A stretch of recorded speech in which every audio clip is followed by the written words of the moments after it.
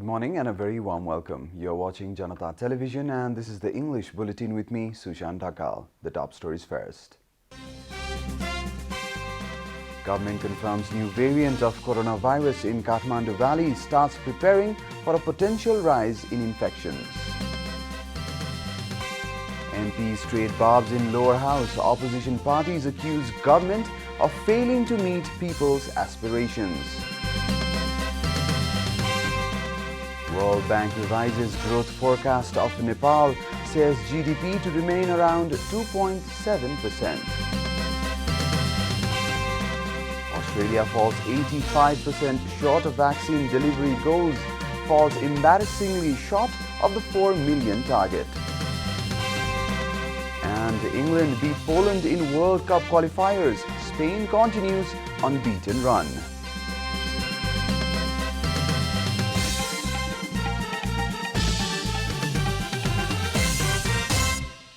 And now the news in detail. The government has said that the new variant of the coronavirus has spread and antigens will be tested at the entry points of Kathmandu Valley. Announcing the decision of the ministerial meeting at a regular press conference of the Health Ministry, spokesperson Professor Dr. Jagiswar Gautam said that antigen tests will be conducted at the entry points of Kathmandu from time to time. The government has decided to issue directives to all district administrations to stop gatherings and rallies in the respective districts. The ministry has also urged the people entering the valley to stay in home quarantine and follow the public health protocols. Municipalities have also been urged to test antigens. The government has urged hospitals to be prepared for treatment, saying the number of coronavirus cases could rise. A decision has always been made to manage the treatment of coronavirus cases in federal hospitals, provincial hospitals and primary hospitals. The ministry has instructed the hospitals to be ready if such a situation arises. Similarly, Gautam also said that all the 84 laboratories, both private and government, testing coronavirus infection will be kept stocked and prepared. The ministry has also asked the government laboratory to demand money if it needs more manpower. Spokesperson Gautam also said that they will help in setting up an oxygen refilling tank in the hospital, which has more than 200 beds. The government yesterday confirmed 162 new cases of coronavirus across the country. Following the latest round of tests, the total cases of coronavirus in the country have climbed to 277,309, while the number of active cases has increased to 1,493. According to the Ministry of Health and Population, altogether 272,786 infected persons have recovered from the disease in the country so far. The death toll from coronavirus remains constant at 3,030 as no new fatalities were reported yesterday. Nepal is currently among the top 50 countries that have been most affected by the pandemic. The USA tops the list with over 31.16 million confirmed cases, followed by Brazil with over 12.75 million cases. Coronavirus has infected more than 129.45 million people across the world and claimed 2.82 million lives. The lawmakers played blame game during the special hour of lower house meeting yesterday. MPs of the opposition party criticized the government for failure to meet the public's aspirations. On the other hand, the ruling party lawmakers said that the opposition parties have failed to recognize the works done by the government. Speaking at the special hour of parliament yesterday, NCP-UML leader Santa Chaudhary said that the opposition parties have developed a habit of finding fault of the government. She claimed that the government has succeeded in bringing water from Melamchi after 3 decades, while the reconstruction works have also gained momentum. She further said that the government has brought Maoist insurgents into mainstream politics. Meanwhile, Nepali Congress leader Rajendra Kumar Kesi said that the people don't want election right now, but want a respite from coronavirus and financial crisis. Similarly, Chief Whip of NCP, Maoist Center, Dev Gurung, said that the government has failed to acknowledge the superiority of the constitution. He also said that the government has made a mockery of the rule of law. He added that the Supreme Court has reinstated the House of Representatives and not the government. Gurung further said that the government was in a mission to end the constitution of Nepal. This is Janata Bulletin. We'll be right back after a short break.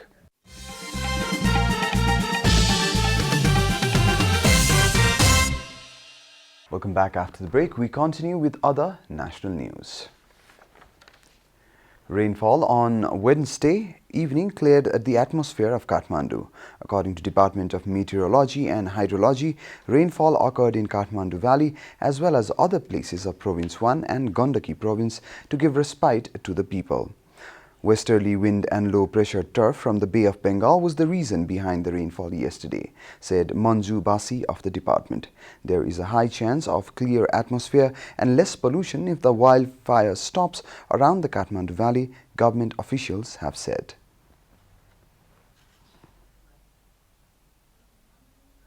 And now the news from the economic front.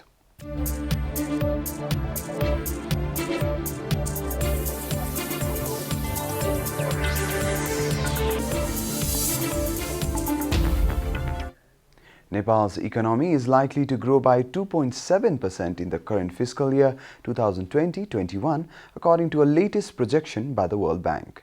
Releasing the South Asia Economic Focus on Wednesday, the World Bank said that the economy is expected to grow in the current fiscal year after a contraction in the last fiscal year as the COVID-19 related disruptions fade and the government relief spending materializes. The World Bank revised Nepal's growth forecast slightly up by 0.6 percentage point from a projection of 2.1% in January.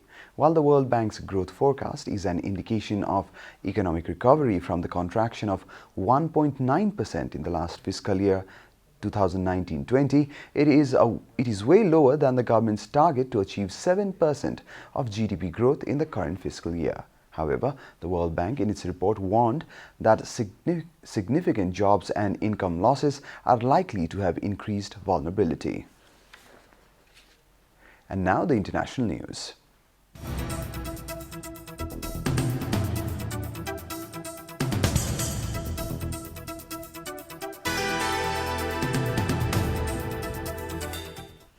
Australia has fallen 3.4 million doses short of its target of delivering 4 million COVID vaccinations by 31st March, prompting criticism of the government. The 85% shortfall comes 2 days after Brisbane entered another snapped lockdown to combat a small outbreak. Last week, the government said the vaccine rollout did not demand urgency given Australia's low infection rates. The country has recorded 909 deaths and 29,300 cases since the pandemic began, far fewer than many other nations. Critics have accused the government of mishandling the rollout, which began on 22nd February, later than in many countries. Australia is administering the Pfizer and AstraZeneca vaccines and has a rate of 2.3 vaccines per 100 people. That is expected to increase in coming months as vaccine access is opened up to the wider population. Australia is currently up to stage 2 of its 4-phase rollout of its 25 million population. You're watching Janata Bulletin, and now the latest from the world of sports.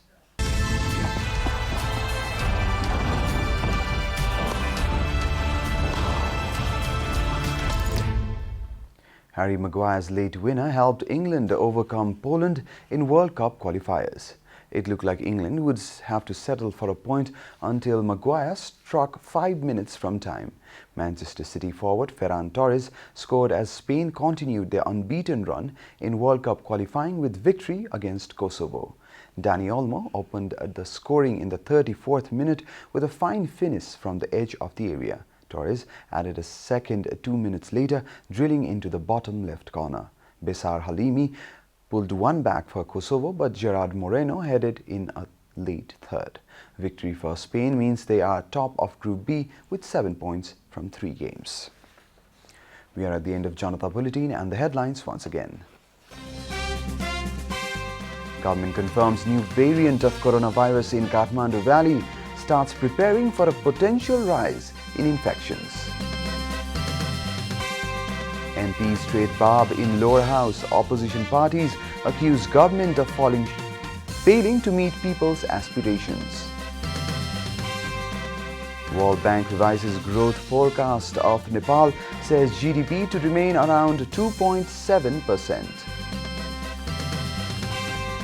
Australia falls 85% short of vaccine delivery goals, falls embarrassingly short of the 4 million target. And England beat Poland in World Cup qualifiers. Spain continues its unbeaten run.